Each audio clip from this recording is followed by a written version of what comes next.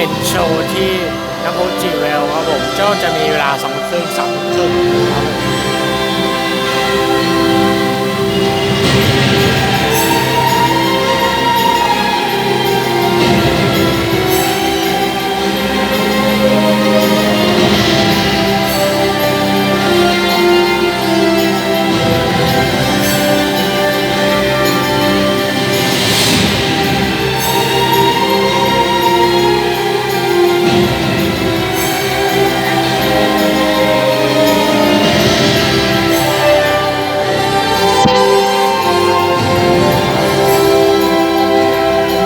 ดูการเมืองมันยังดูดีกว่า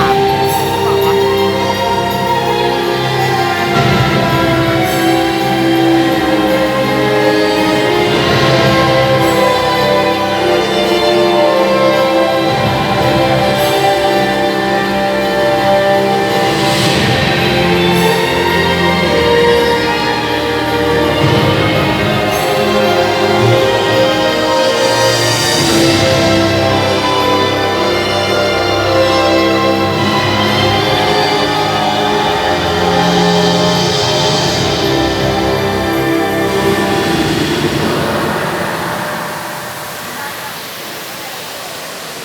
We hope you've enjoyed the HSBC Go Vortex Light and Sound Show.